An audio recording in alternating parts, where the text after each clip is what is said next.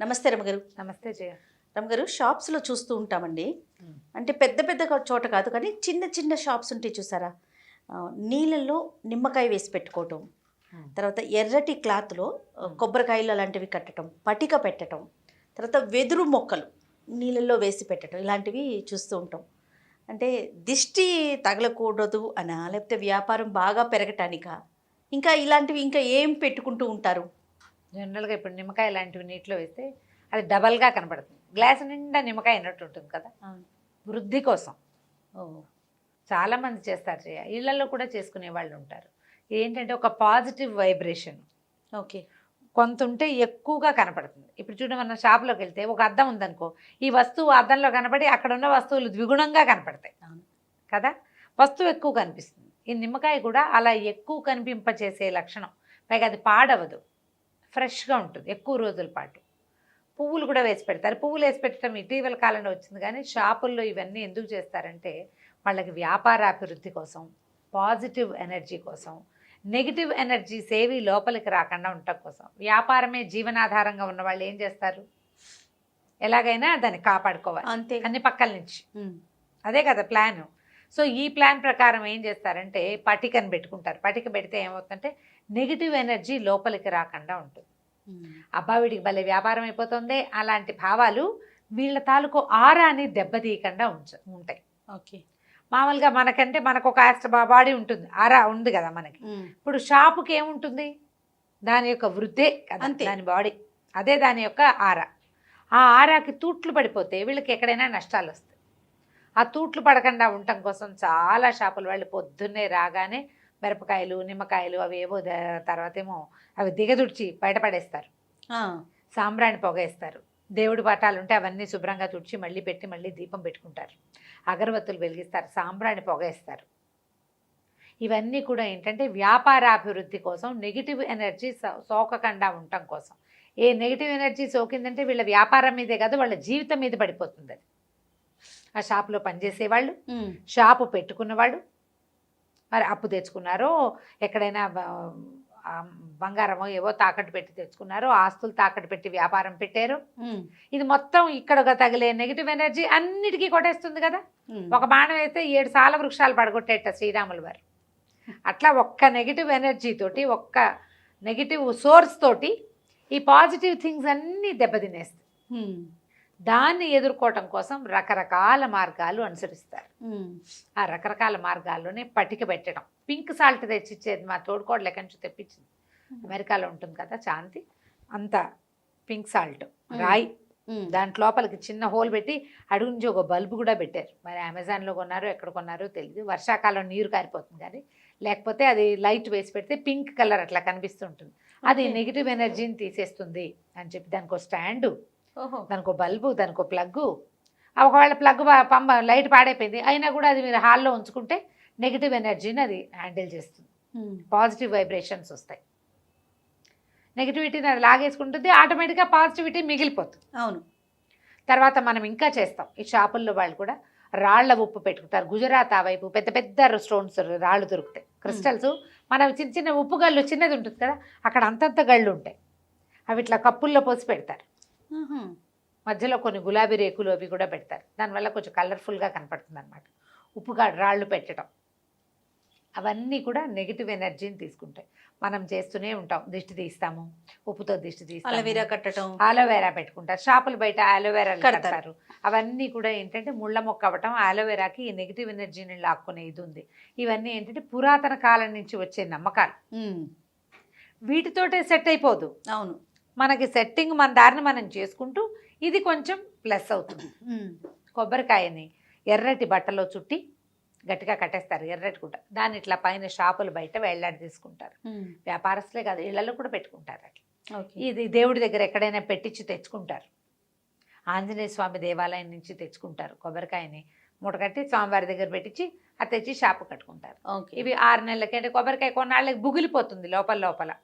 ఆ negative energy వల్లే బుగిలిపోయిందని, ఎంత పాడైతే అంత నెగిటివ్ ఎనర్జీ పోయిందని అలా భావిస్తారు. భావన సంగతి ఎలా ఉన్నా కొబ్బరికాయ నువ్వు ఎర్రబట్టలో కట్టక్కర్లే, ఏ పక్కన పడేసినా క్రమంగా దాని పని అదే, అలాగే అవుతుంది. ఈ కాయలను ఏం చేస్తారు, ప్రతి సంవత్సరం మార్చుకుంటారు. ఓకే. ప్రతి నెల మార్చే వాళ్ళు ఉంటారు, అమావాస్య నాడు మార్చుకుంటారు. అలోవెరా మొక్కలను కూడా అమావాస్యకు ఒకసారి తీసేసి కొత్త మొక్క పెడతారు. ఈ నీళ్ళని ప్రతి 2 రోజులకి 3 రోజులకి గ్లాస్ ఖాళీ చేసి మళ్ళీ కొత్త నిమ్మకాయలు వేసుకుంటారు. ఆ నిమ్మకాయ పారేస్తారు. పెట్టిన నిమ్మకాయని 3 రోజుల పాటు అలా ఉంచి పారేస్తారు. ఒక్కొక్కళ్ళు రోజు నిమ్మకాయ మార్చే వాళ్ళు కూడా ఉంటారు. వాళ్ళ వాళ్ళ నమ్మకాలు ఎవరిది వాళ్ళదే. దీంతో పాటు మనకి చైనీస్ వాస్తు ప్రకారం ఈ లాఫింగ్ బుద్ధాన్ని పెట్టుకోవటాలు, శంఖాలు పెట్టుకోవటాలు, గంటలు పెట్టుకోవటాలు ఇవన్నీ వచ్చినాయి కదా. వాటితో పాటు వచ్చినవే వెదురు మొక్కలు కూడా. Okay okay. అవి ఇట్లా చిన్న చిన్న వెదురు ఏంటంటే నిత్యం పెరుగుతూనే ఉంటుంది, సడన్గా కూడా పెరుగుతుంది. అది దాని లక్షణం. వెదురు అలా ఉన్నటువంటి టకీమని వచ్చేస్తుంది. వ్యాపార అభివృద్ధి అలాగే కావాలనుకుంటారు. అందుకని ఇలా పెరిగే వెదురు మొక్కల్ని అది ఎంత చిగురించి వస్తే మన వ్యాపార అభివృద్ధి బాగుంటుందని అన్ని షాపుల్లోనూ అమ్మకాలకు కనపడతాయి మనకి. దాన్ని ఇట్లా రెడ్ రిబ్బన్తో రోల్ చేస్తారు, ఇట్లా పెడతారు, నీటిలో పెడతారు, నీళ్లు మార్చాలని చెప్తారు. మన వాళ్ళు మనీ ప్లాంట్లను కూడా నమ్ముతారు అలాగే. అవును కదా.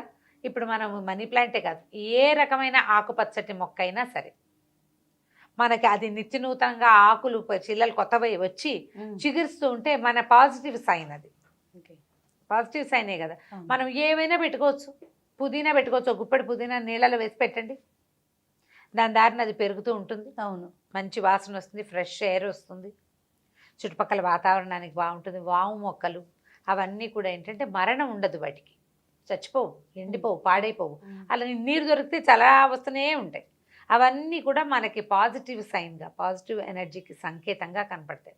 ఇదే పని మనం ఇళ్లల్లో కూడా చేయొచ్చు, ఇంట్లో కూడా చేసుకోవచ్చు. పువ్వులు నీళ్ళల్లో వేయటం అవి మన పద్ధతి కాదు.